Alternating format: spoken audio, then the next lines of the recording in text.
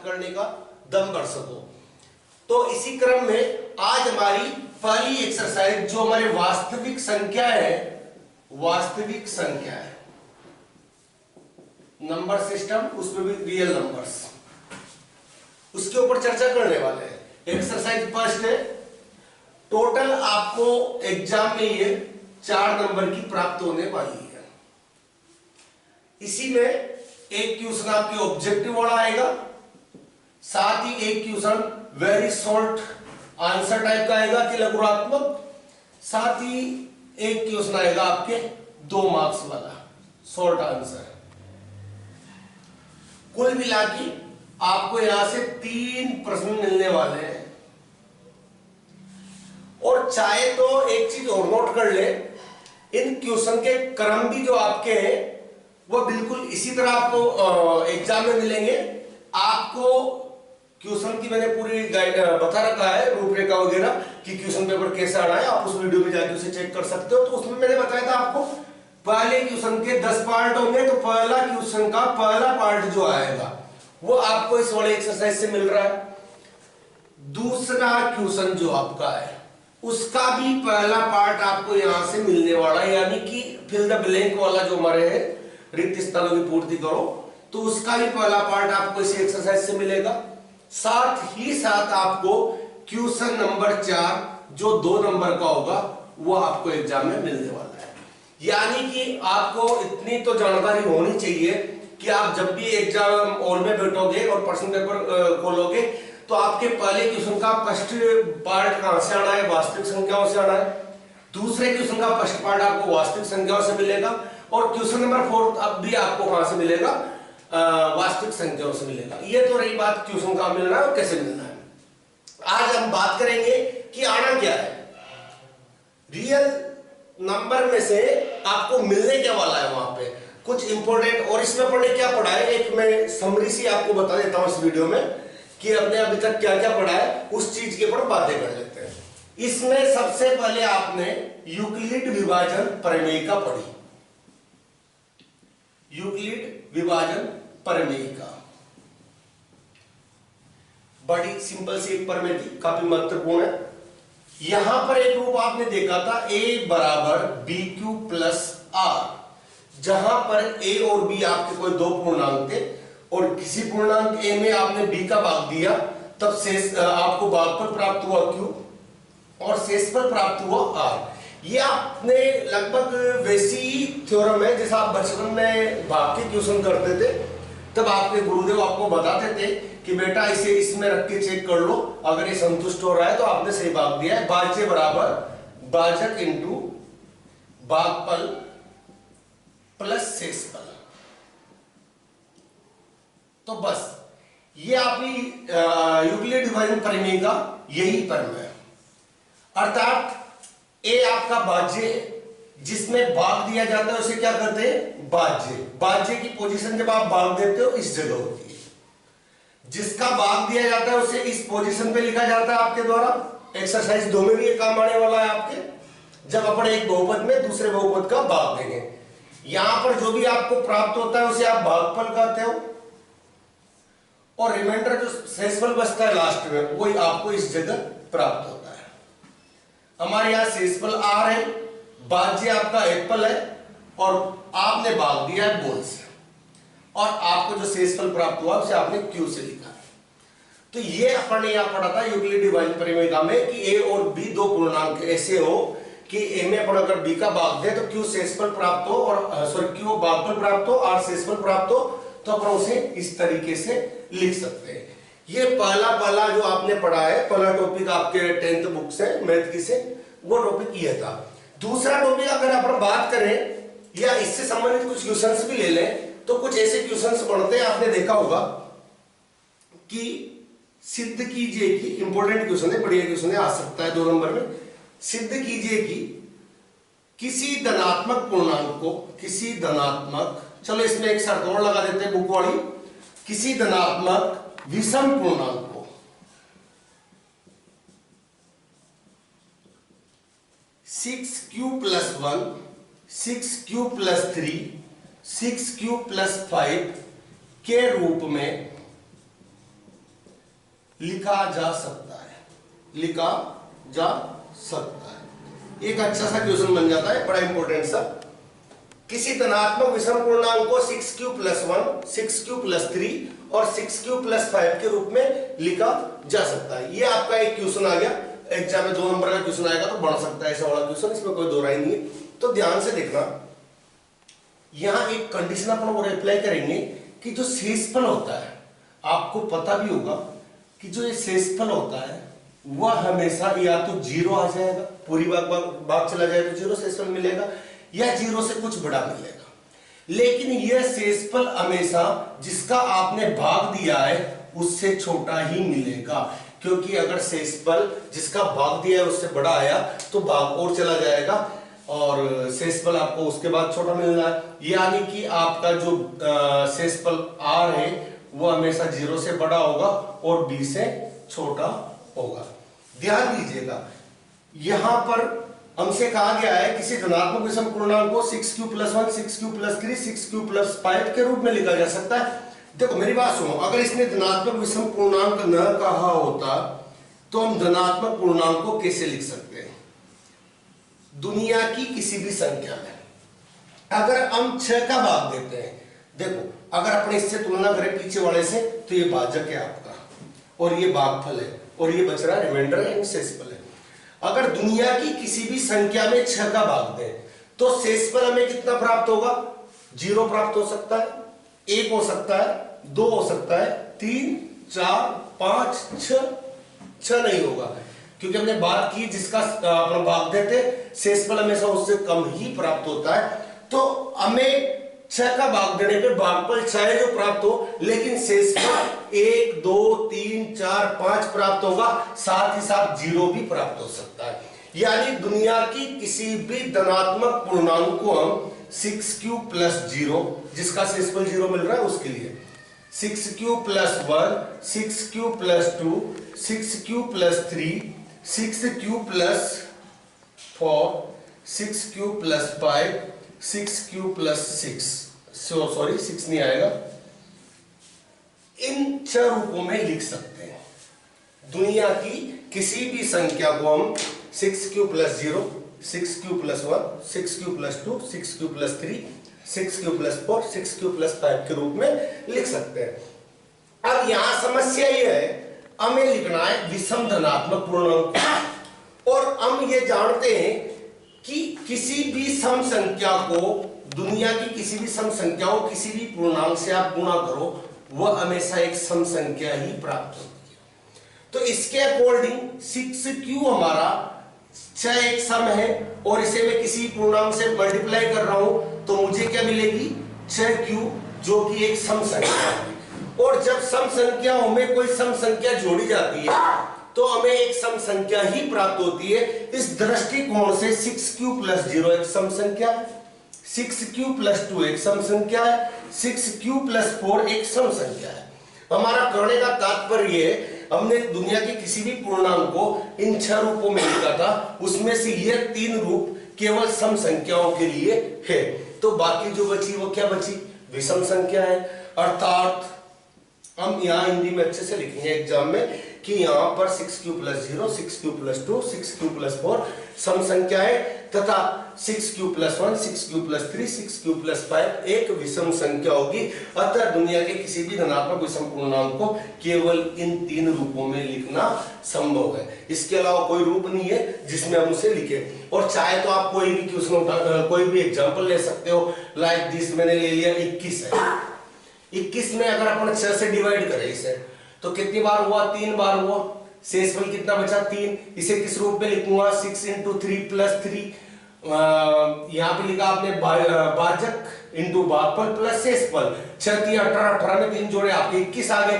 ध्यान दो, ये आपका q है, तो 6q+3 वाला रूप यानी ये वाला रूप आ गया। यानी किसी भी धनात्मक संख्या को केवल इन 3 रूपों में लिखा जा सकता है, 6q+1, 6q+3 और 6q+5। इसमें से एक रूप हमारा 21 का आ गया, 6q+3 वाला।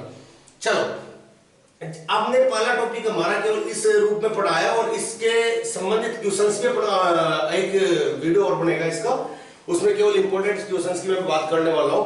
फिलहाल मैं बता रहा हूं आपको कि इस एक्सरसाइज के अंदर क्या क्या चीजें अवेलेबल है या क्या क्या हमने पढ़ा है।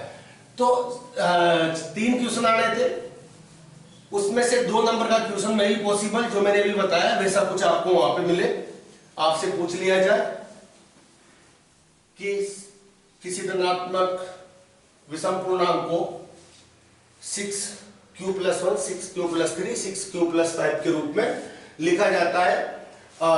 तो आपको सिद्ध करना रहेगा ये क्वेश्चन, और मैंने बताया आप इसे सिद्ध भी कर सकते हो। अब अगर क्वेश्चन की बात आती है, अगर उसे थोड़ा सा टफ सा देना होगा मैटर, थोड़ा टफ क्वेश्चन देगा तो आपकी एक्सरसाइज का एक क्वेश्चन है और बड़ा अच्छा क्वेश्चन है, हालांकि मैं उसे अगले वीडियो में ले पाऊंगा। अभी फिलहाल के लिए अपना अगला टॉपिक देखते हैं। तो अगला टॉपिक अपने यहाँ पढ़ा था HCF और LCF, बोलते हैं इसे हाईएस्ट कॉमन फैक्टर यानी मस, और ये होता है आपका लस और मस, 2 चीजें हमने यहाँ पढ़ी थी। HCF हमने यूक्लिड विभाजन परिमेयिका से निकालना पड़ा था। यूक्लिड विभाजन परिमेयिका से देखना अपन इसे कैसे निकाल सकते हैं। मान लो आपके पास एक संख्या है 50 और दूसरी है 125, आपसे बोला जाए कि इसका HCF निकालिए, वो भी कहीं से, यूक्लिड विभाजन परिमेयिका से। आपको करना क्या होगा, बड़ी वाली संख्या को आप इधर लिखना, छोटी वाली संख्या को यहां लिखना। अब देखना 50 का भाग 125 में कितनी बार जाता है, लाइक दिस 1 2 5, 50 से डिवाइड कर रहे, 1 50 50, 2 50 के 100, बचे 25, यानी आपके भाग गया 2 बार, शेषफल बचा आपका 25। जो शेषफल बचा उसे में लिखते हैं अपन प्लस में। अब जिसका आपने भाग दिया है उसे आप क्या बना ले, भाज्य बना ले, और जो आपका रिमाइंडर बचा है उसका पुनः भाग दें। 25 से अपन 50 को डिवाइड करते हैं, आपको पता है 2 बार पूरी बार भाग जा रहा है, और अब शेषफल क्या बच रहा है, 0। जहां पर आपका रिमाइंडर 0 हो जाए, जहां पर आपका शेषफल 0 प्राप्त हो जाए, तो लास्ट टाइम आपने जिसका भाग दिया है वही आपका HCF होगा।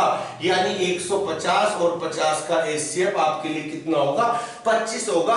वेरीफाई कर सकते हैं, बचपन में जब आप छोटे थे तब आपके सर आपको ऐसे अभाज्य गुणनखंड निकालना सिखाते थे, 1 2 5 का और 5 0 का अपन अभाज्य गुणनखंड करते हैं। देखियो 5 से अपने से डिवाइड कर रहे हैं, सबसे पहले 5 2 7 1 8, 2 का भाग नहीं जा रहा है ना 3 का भी नहीं जा रहा है, तो 5 का ही देंगे। 5 से भाग दिया, 1 में नहीं जा रहा, 12 में दोगे, 5 2 10 होगा, 2 बचेगा, 25 हो गया, 5 25, यानी 5 बार भाग चला गया। 5 से फिर डिवाइड करोगे, 25 में 5 का 5 बार गया, 5 में 5 का 1 बार गया। ये इसके अभाज्य गुणनखंड आ गया 1 2 5 के, 5 × 5 × 5।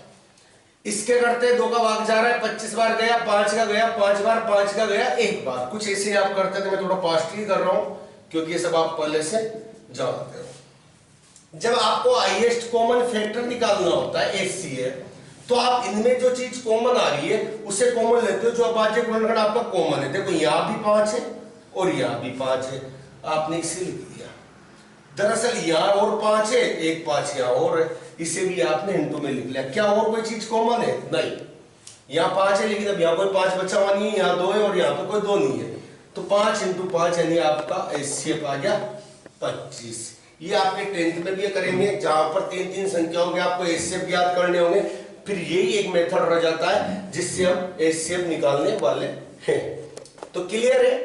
आप यूक्लिड विभाजन परिमेयिका से अगर आपको कहा जाता है कि आप HCF निकालिएगा, तो आप कैसे निकालोगे, सबसे पहले बड़ी वाली संख्या लिखोगे, छोटी वाली संख्या से उसे भाग दोगे, जितनी बार भाग जाएगा यहां लिखोगे, प्लस शेषफल, यानी वही भाज्य बराबर भाजक इंटू भागफल प्लस शेषफल। फिर जो आपको लास्ट टाइम जिसका आपने भाग दिया है उसे आगे लिखोगे, जो शेषफल बचा है उसे यहां लिखोगे, जितनी बार भाग जाएगा भाग दोगे, और जिस वक्त भी जितने भी स्टेप करने के बाद आपको शेषफल 0 प्राप्त होता है, तो लास्ट टाइम आपने जो भाग दिया था वो आपका क्या कहलाएगा, HCF कहलाएगा। इस प्रकार आप यूक्लिड विभाजन परिमेयिका से HCF ज्ञात कर सकते हो।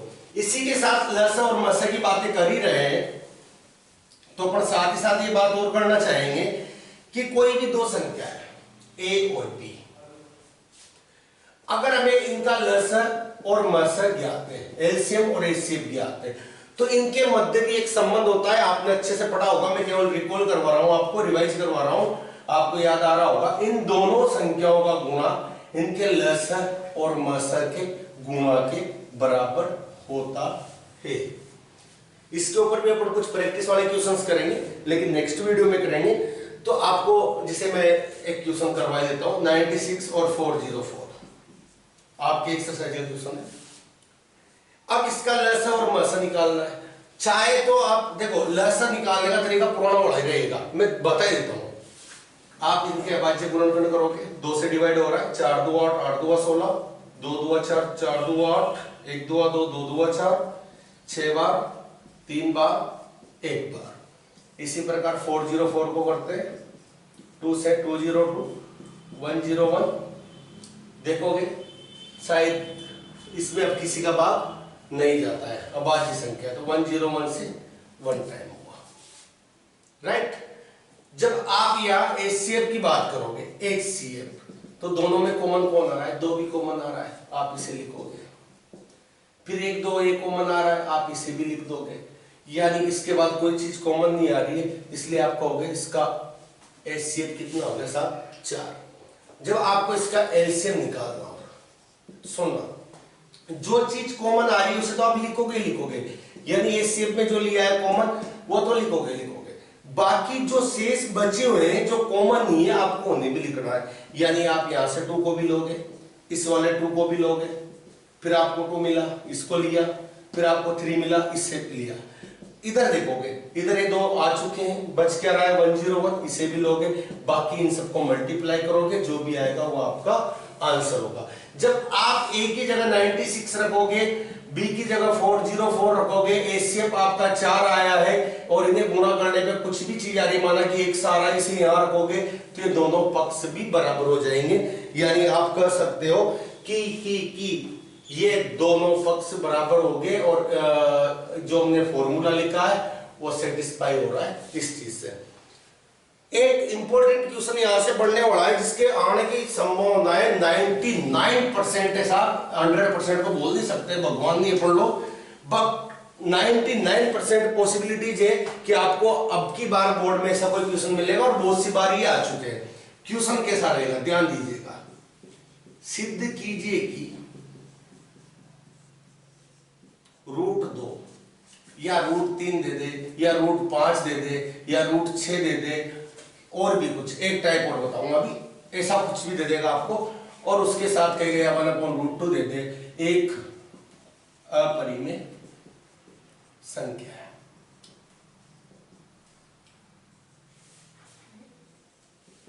आपको डेफिनेट ऐसा कोई क्वेश्चन बोर्ड में इस बार मिलने वाला है।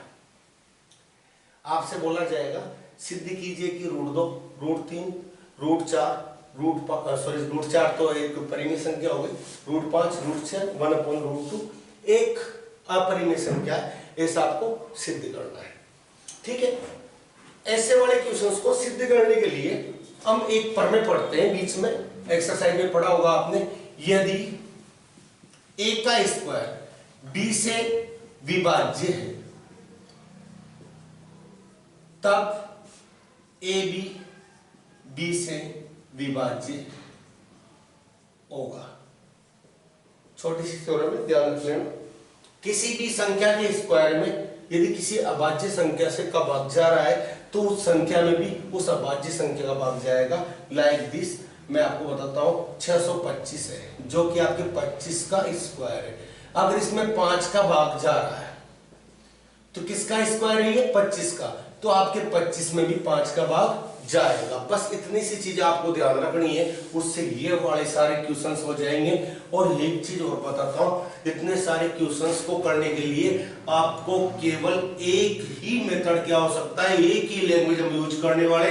आप एक क्वेश्चन करोगे उसमें सारे क्वेश्चन आपके कंप्लीट हो जाएंगे। केवल एक क्वेश्चन को पर आपको फोकस करना है, फिर थोड़ा सा चेंज करना होगा और सारे के सारे क्वेश्चन आपके इसके क्लियर हो जाएंगे। देखना, आप ऐसे वाले सवालों में मानना विरोधाभास बोलते हैं हमारे गणित में, से विरोधाभास की विधि है। आप जो ये अपनों को सिद्ध करवाना चाह रहा है उसके अपोजिट कुछ माने। अपोजिट क्या मानना है? माना कि √2 ये हमसे अपरिमेय सिद्ध करवा रहा है।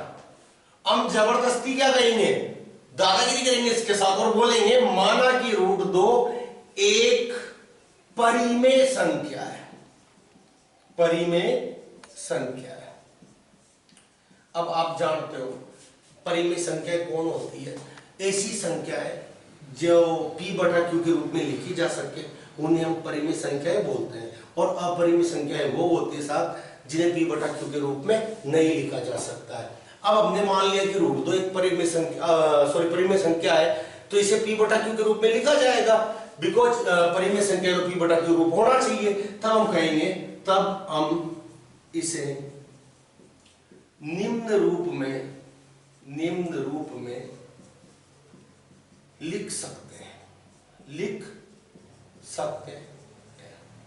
तो आप लिख देना √2 बराबर P/Q और यहां पर लिखना जहां P व Q सहअभाज्य कोप्राइम सहअभाज्य पूर्णांक है तथा आपका Q नॉट इक्वल टू 0 है। P और Q सहअभाज्य पूर्णांक है तथा Q नॉट इक्वल टू 0 है। ये हमारे परिमेय संख्याओं की सहअभाज्य का अर्थ भी आप समझ ले। सहअभाज्य उन संख्याओं को करते हैं जिसे 2/5 या 2/4 आपकी सहअभाज्य नहीं है, क्योंकि इसमें 2 का भाग 1 बार जा रहा है, इसमें 2 का भाग 2 बार जा रहा है, यानी 1/2 इनमें कोई अभाज्य संख्या उभयनिष्ठ है जिससे इसे डिवाइड किया जा सकता है, तो ये सहअभाज्य नहीं कहलाएगी। हाँ 3/5 है, इसमें किसी का भाग नहीं जा रहा है, इसमें किसी सेम कोई कॉमन संख्या का दोनों में भाग नहीं जा रहा है, तो इस संख्या को अपन क्या कहेंगे, सहअभाज्य संख्या कहेंगे।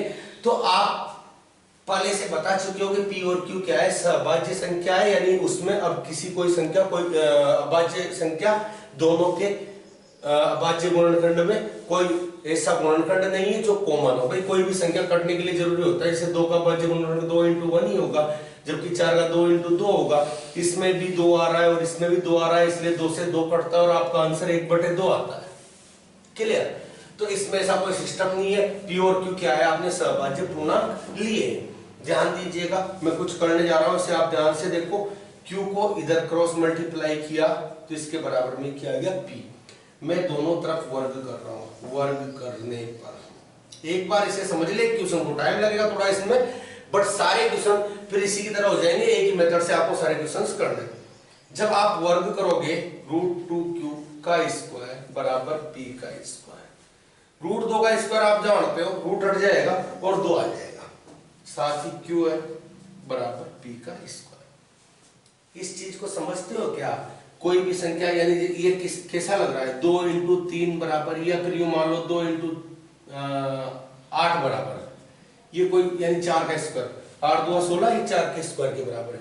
समझना आपको, इन दोनों को गुणा करने से आपको ये संख्या मिल रही है।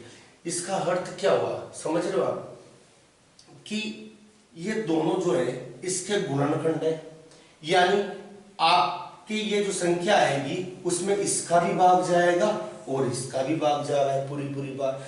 यानी कहने का अर्थ यह है 2 का भाग आपके P के स्क्वायर में जा रहा है, 2 का भाग P के स्क्वायर में जा रहा है। अर्थात करके लिख देना, अर्थात P का स्क्वायर 2 से भाज्य है।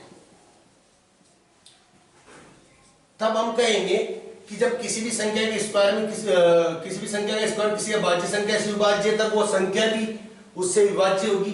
तो मैं यहां कर दूंगा, इसलिए P 2 से भाज्य होगा। इस बात को कुछ ऐसे समझे, किसी भी संख्या में 5 का भाग जा रहा है, जैसे 25 है या फिर 30 है, 30 में 5 का भाग जा रहा है, तो अपन इसे 5 × क्या लिख सकते हैं, 5 × 6 समथिंग कुछ भी। यहाँ 35 होगा तो 5 × 7, यहाँ 40 होगा तो 5 × 8। अगर P के स्क्वायर में या P में 2 का भाग जा रहा है तो क्या हम P को 2 × समथिंग नहीं लिख सकते, जिसका भाग जा रहा है, और कोई भी यहाँ पे पूर्णांक हो सकता है, वो मैंने माना कि C है। तो हमने P को क्या लिख दिया, 2 × C रख दिया और इसे 1 नंबर दे देना, मान आप 1 नंबर में रख देना, मान 1 में। ध्यान से सुनना, 2Q बराबर P का स्क्वायर यानी 2C का स्क्वायर। यू नो दैट 2 का स्क्वायर 4, सी का स्क्वायर। क्या 2 से 4 दो बार नहीं कट गया? क्या इसे यूं नहीं लिख सकते? क्यू बराबर 2c का स्क्वायर।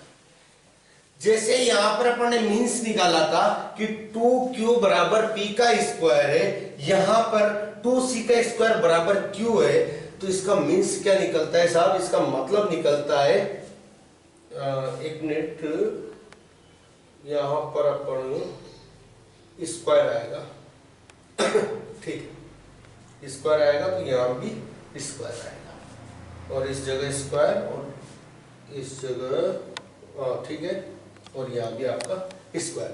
सो अर्थात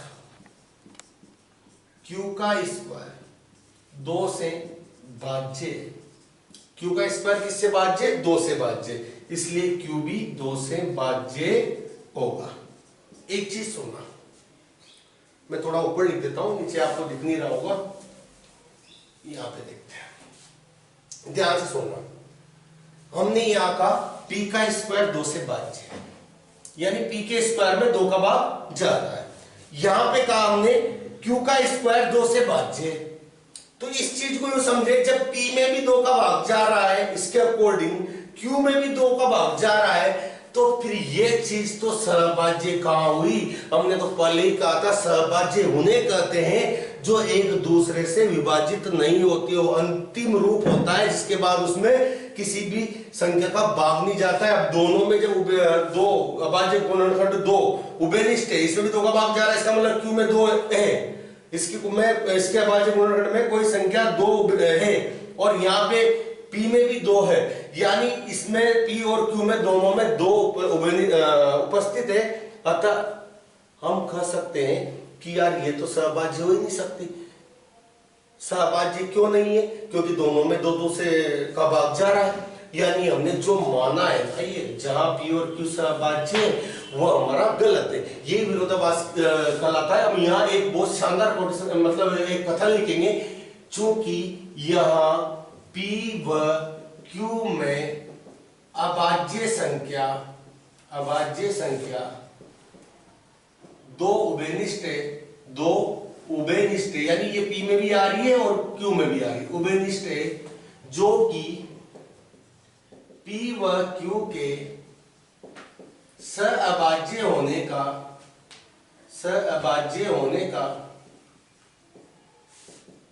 विरोधाभास है। अतः हमारा √2 को परिमेय मानना ही गलत है। भाई ये वाली जो विरोधाभास की बात हुई है, ये किस कारण हुई है? क्योंकि हमने क्या माना था, √2 को एक परिमेय संख्या मान लिया था, तो हम कहेंगे कि हम हमारी गलती स्वीकार करेंगे और इसी के साथ कहेंगे भाई हमने गलती कर दी, √2 को परिमेय संख्या मानना हमारी गलती थी, संख्या मानना ही गलत है। जब आपने √2 को परिमेय संख्या माना और आप गलत साबित हो गए कि वो परिमेय संख्या नहीं है, तो फिर वो कौन सी संख्या होगी? तो ये संख्या देखो, 2 ही तरह की संख्या होती है, तो परिमेय होती है या अपरिमेय होती है। अब आपने कहा √2 परिमेय नहीं है, तब वो कौन सी है? वो अपरिमेय। अतः √2 एक परिमेय संख्या है। देखो मेरी बात सुने, इस क्वेश्चन को हो सकता है थोड़ा लंबा भी होता है और लैंग्वेज भी कुछ मैंने बहुत सिंपल लैंग्वेज लिखी है वैसे, बट अगर आप एक ऐसा क्वेश्चन कंप्लीट कर लेते हो तो इतने सारे क्वेश्चन आपके इजीली कैसे कवर होते हैं मैं बताता हूँ। मान लो आपके एग्जाम में क्वेश्चन √2 वाला नहीं आया, अब वहां पे क्वेश्चन आ गया कि √3 एक अपरिमेय संख्या, ऐसा आपको सिद्ध करना है। तो √3 के लिए आप क्या करोगे, जहां भी हमने √2 लिखा था वहां 3 लिख दो, इस जगह आपका √3 आएगा, यहाँ पे आपका √3 आएगा, √3 का स्क्वायर 3 हो जाएगा, और यहाँ पे आप 2 से भाज्य की जगह 3 से भाज्य, इस जगह भी आप 3 कर दोगे, इस जगह आप 3 कर दोगे, यहाँ पे आपका 3 आ जाएगा, यहाँ पे आपका 3 आ जाएगा, इस जगह 3 आ जाएगा, यहाँ 3 लिखोगे, यहाँ 3 लिखोगे। इसी के साथ इसमें संख्या कौन सी उपनिष्ठ हो जाएगी, 3 उपनिष्ठ हो जाएगी, और आप कहोगे √3 को अपरिमेय मानना ही गलत है, इसलिए √3 क्या है, परिमेय संख्या है। कुछ इस तरह अगर आपके इसकी जगह मान लो √5 आता है, कुछ नहीं करना है, यहाँ पे √5 लिखना है, √5 यहाँ करना है, √5 यहाँ करना है, इस जगह 5 करना है, इस जगह 5 करना है, यहाँ पे 5 कर दो, यहाँ 5, यहाँ 5, यहाँ 5 कर दोगे आप, इस जगह पे आपके 5 आ जाएगा, यहाँ 5 आ जाएगा, यहाँ पे 5 आएगा। 5 का स्क्वायर 25 होता है, 5 का स्क्वायर 25, और ये कितनी बार कटेगा? 5 बार। और यहाँ पे आपके 5c का स्क्वायर, और इन दोनों जगह 5 5 आ जाएगा, और यहाँ पे आप लिखोगे 5 और इस जगह 5 और यहाँ पे 5, और आपका ये सवाल क्या हो जाएगा? सिद्ध। इस प्रकार कोई भी क्वेश्चन जिसमें अपन को अपरिमेय सिद्ध करना हो, केवल इस एक फिक्स फॉर्मेट में रखिएगा और वह क्वेश्चन आपका सिद्ध हो जाएगा। ये सबसे बड़ा जादू है इस वाले क्वेश्चन का। एक क्वेश्चन सीखो और बाकी के जितने भी ऐसे वाले क्वेश्चन से चाहे कुछ भी आए, आप उन सभी को क्या कर सकते हो कि वो कंप्लीट हो गया। नेक्स्ट वाले वीडियो में हम काफी ज्यादा क्वेश्चंस भी डिस्कस करेंगे, तो फर्स्ट वीडियो थोड़ा इंट्रोड्यूस हुए हो आप लोग। बाकी नेक्स्ट वाले वीडियो में इसके काफी सारे इंपॉर्टेंट क्वेश्चन जो अभी तक आए हुए हैं या फिर जो आएंगे, ऐसे वाले क्वेश्चंस पे अपन फोकस करने वाले हैं। तो ठीक है भाई, आज के लिए धन्यवाद, मिलते हैं अगले वीडियो में।